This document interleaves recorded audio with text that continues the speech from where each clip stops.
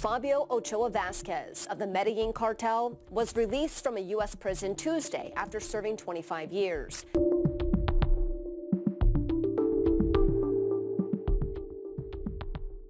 Fabio Ochoa is making headlines for returning to Colombia after spending much of his life in a U.S. prison. Known for his ties to Pablo Escobar, his return has sparked curiosity and raised so many questions. And our question is, why is his return to Colombia making headlines? And why is his name still remembered in the world of drug cartels? Watch on to find out all the answers. On December 23rd, 2024, one of Colombia's most infamous drug lords and a prominent member of the Medellin cartel, Fabio Ochoa, has been deported back to his home country after serving 25 years of a 30-year prison sentence in the United States. However, his return to Colombia quickly led to a surprising development. Shortly after his arrival, Ochoa regained his freedom. He landed at Bogota's El Dorado airport on a deportation flight, dressed in a gray sweatshirt and carrying his belongings in a plastic bag. Upon stepping off the plane, he was met by immigration officials wearing bulletproof vests. Surprisingly, no police officers were present to arrest him, signaling a different turn of events. Colombia's National Immigration Agency issued a brief statement on the social media platform X, confirming that Ochoa had been released to reunite with his family. The agency also noted that officials had taken his fingerprints and verified through their database that he was not wanted by Colombian authorities. This confirmation officially allowed him to walk free.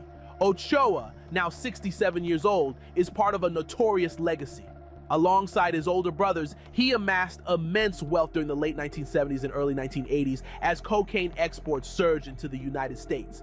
Their success was so vast that in 1987, Forbes magazine included them in its list of billionaires. While living in Miami, Fabio Ochoa managed a distribution center for the member of the Medellin cartel, once led by the infamous Pablo Escobar. Escobar's reign ended in 1993 when he was killed in a shootout with authorities in Medellin, marking the beginning of the cartel's decline. However, Ochoa's troubles with the U.S. justice system began earlier. He was first indicted in connection with the 1986 killing of Barry Seal, an American pilot who smuggled cocaine for the cartel but later became a DEA informant. This incident highlighted the dangerous web of alliances and betrayals within the cartel's operations. In the early 1990s, Ochoa and his older brothers, Juan David and Jorge Luis, surrendered to Colombian authorities as part of a deal that allowed them to avoid extradition to the U.S. This agreement offered them temporary relief, and they were released from prison by 1996. Yet, this freedom did not last long for Fabio Ochoa. 3 years later, in 1999, Ochoa was arrested again on new drug trafficking charges.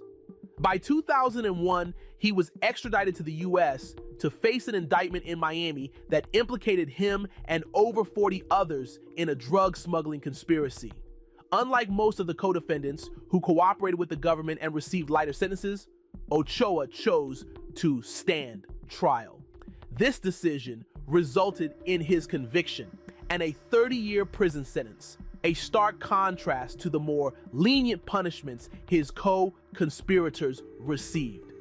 Fabio Ochoa's name has largely faded from public memory, as Mexican drug cartels now dominate the global drug trade. Yet his legacy recently resurfaced in popular culture, reminding people of his pivotal role in the Medellin cartel.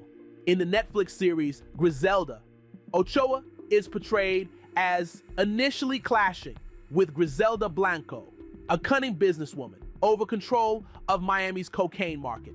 Eventually, their rivalry shifts into an alliance, with Sofia Vergara playing Blanco in a dynamic retelling of their story. This depiction brings Ochoa back into the spotlight, connecting his past to a broader narrative about the cartel era. Ochoa also appears in Narcos, where he is shown as the youngest son of an elite Medellin family involved in ranching and horse breeding. This portrayal highlights the contrast between Ochoa's privileged upbringing and Pablo Escobar's more modest beginnings, illustrating the different paths that led them to their cartel careers. Despite his diminished presence in modern drug lore, Ochoa's wealth remains a subject of speculation. Richard Gregory, a retired assistant U.S. attorney who helped convict Ochoa, noted that authorities were unable to seize all of the Ochoa family's illicit fortune. Reflecting on Ochoa's return to Colombia, Gregory expressed confidence that the former cartel boss would not be struggling financially. "He won't be retiring a poor man, that's for sure," Gregory told the Associated Press. What do you think Fabio Ochoa's future holds now that he's back in Colombia? Do you believe he will continue to live in the shadows of his past, or is a new chapter in his life unfolding? Let us know your thoughts in the comments below. See you in our next video. Until then, take care and thanks for watching.